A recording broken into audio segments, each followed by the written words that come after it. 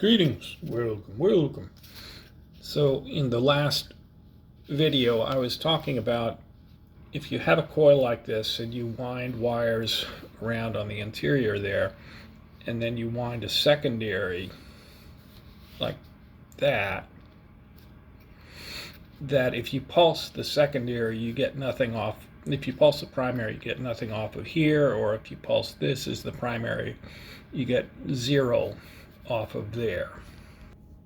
And I also noted there is a experimenter slash scientist who has his channel Negrez Coils, who occasionally chimes in here, who took, these are actually two, I'll need to break them apart, but you take one magnet there, one magnet there, then when you wind a secondary through the interior and pulse it, you get something off of here, and what you get off of there doesn't reflect back into your primary. And I lastly mentioned that since I saw Johann do that I subsequently found, I've been doing all this stuff with Yutkin transformer, which is kind of a cool way to transform voltage. It's a little bit different than other ways. That there's another Yutkin document talking specifically about this and speaking about it as a way to break with Lenz. So I have no idea, but I printed this little coil former out. It's very small. I don't, this is just a proof of concept. I have no idea what's going to happen. But we'll put one magnet here, one magnet there, we'll wind them and go from there. So just real quick, here's where we are now. We got some 26 gauge wrapped around the coil former that I 3D printed, and we got these two ceramic magnets like that, and they're oriented north-south, and we know that, or they're oriented opposite. I'm not sure which is north and which is south, but they're oriented that way because this doesn't fall off. So now going to take this, run it through there, and sew another wind on, which will probably take a bit of time. This is 26 gauge, this will be 22 gauge, just to keep this sewing process to be mildly tolerable. So back at you in a little bit here. Okay, so it's all done. I played with it for like 5-10 minutes, and it's sort of as I feared. It's interesting. It's kind of a small effect, but it's a really interesting effect. And so I'm not sure exactly how to leave this, but there's a lot of interesting things I've seen just right off the bat. So again, here's, your outer coil on the outside, and you can't really see, but there's the inner coil, and there are the two magnets. And so what we're going to do is we're going to take the outer coil. This is left over from a previous project. We're only going to use this switch. We're going to have the positive go into there, one end of that coil there to the negative. Boom, and we'll pulse this.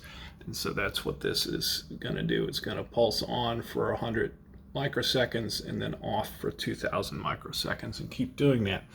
So if we look, oh yeah, and then the secondary is hooked up to this bridge rectifier and then goes around to a capacitor. So here, I didn't want to tear this down. It seems to be fine. The direct current resistance in the inner secondary is 16.74, and the induction is like 27 millihenries. For our primary, the induction is 191 microhenries, because there are fewer winds and it's thicker gauge, but that's then less than 1/100th. If the other one was 27 millihenries, is 191 microhenries, it's less than 100th the induction of the other one. And what's the the resistance is a little bit under 1 ohm. So I'll show you the first thing that's kind of interesting right off the bat. So here I have the capacitor shorted. I'm going to remove the short, and it should be all zeroed out now. So wait a minute, removing the short now. And it's like, oh darn it, there's cap rebound. And so I reconnected the short. Oh no, there's cap rebound. Oh no, there's cap rebound. And I kept going back and forth on that for a while, till finally what I did, and I'll just let that go for a little bit. Okay, so we're over 1/10 of a volt now and climbing. And that's not that unusual for cap rebound, depending on what the cap is sitting at, but it is after you've shorted it for a long time. So then, this is where it gets weird. Okay, it's not cap rebound. That thing was shorted. So you see, without the primary going anywhere, well, there's a tiny bit of cap rebound, but for the most part, it's not cap rebound. But we're going to put this, the primary, into the ground. Just grabbing it is doing it too. And away it goes. So sometimes, depending on how your circuit's set up, cap rebound is not the cap rebound that you think it is. Now it's going back down. This was interesting. If we put this one just there to the positive, it's going up, but it's doing it in pulses. Now, I bet you if we go up here and get rid of turning this pin on so that there's never a connection from back to ground. All right, I don't understand this one. This is just connected to the positive from the primary, and the secondary is still climbing. Now we remove that, and it starts going back down. But if we connect the negative, it climbs a lot faster. Now, here is just the earth ground from the power supply that's shut off. We'll connect the earth ground here. I think I got it. Yep. And away it goes again. So what is that? I would say that is a Telluric current, if I'm pronouncing it right. The same kind of thing where, if I've read about it right, that back when they were laying the telegraph lines and you had these mile-long wires buried in the ground, if they had it in the right spot in the ground, they ended up not needing batteries for the repeating station.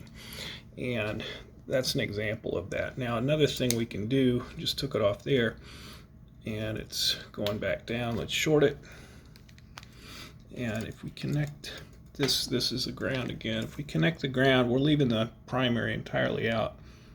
Connect the ground there, see, we got it again. So that's, now if we connect it to the negative, holy moly, good gravy. Didn't see that one coming. Well, looking at it again, where are we?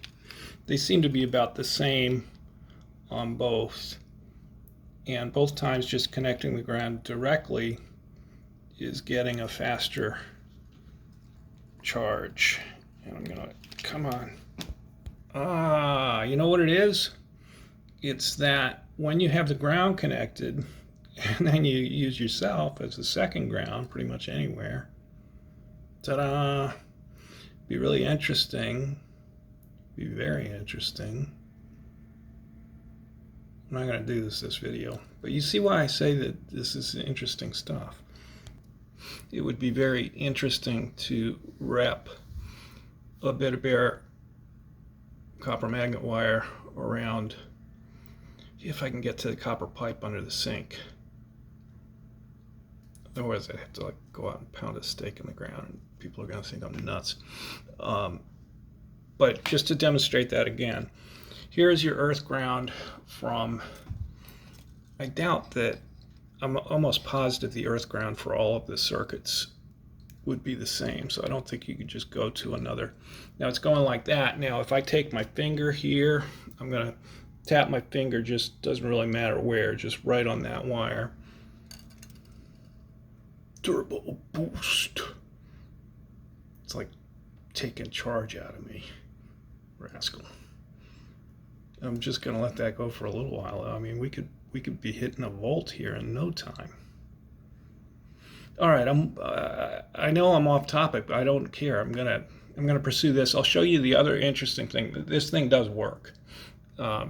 You do get, it's minimal, but it works, and I'm not seeing any lens reflection. We're over a volt. That's really wild. So in another video, I'll have to run a second ground, either from the plumbing or from some copper put in the ground outside, and make sure we get the same thing. But what I want to try to tease out now is, are these magnets, do they have anything to do with this, or is this just how telluric currents behave? Ooh. So fortunately, I've got this bifilar coil lying around from previous work, and so this is also a bifilar like this one, except for the coils aren't at right angles. They're overlapping each other. So is there anything different here? So unshort this, and nothing, which is good. Now we're going to take one of the secondaries here. See, even if I just grab it, we're getting something.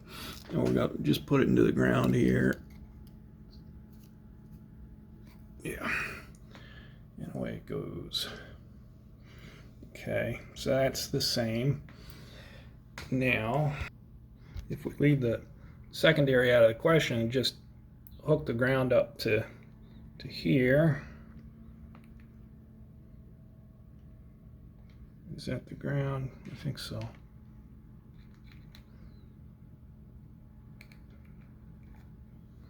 Yeah, it's working. It's not real impressive. But if I put my finger there, right now, boom, same thing. I wonder if this is not good for me. Because I imagine the voltage is coming from me. I want to see if we get, I mean, how high will it go? Okay, so that was kind of a fun detour, if a bit lengthy.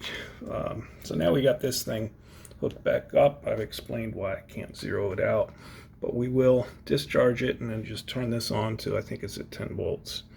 And as I showed in the code, it's on for 100 microseconds and off for 1,000. And nothing. Okay, so like 5 minutes later, I remembered that I had grayed that one out after I tried everything else. So we need to short this out. I've explained why it won't stay shorted. Telluric currents. Now we're going to turn this on to 10 volts right now. So it works. You know, I've done that without those magnets in. You can hear them ringing, and you get nothing. You get absolutely zero. So I don't know. I mean, I think this is like 1,000th, you know, your output, or maybe even less compared to your input, or, you know, in that ballpark. But it's got my attention now, and, you know, can you improve it? And is it actually a separation from Lenz there, or does it just seem that way because the power is so small? All right, so more to do. Thanks for coming along, everyone. Stay healthy and keep smiling. Bye-bye.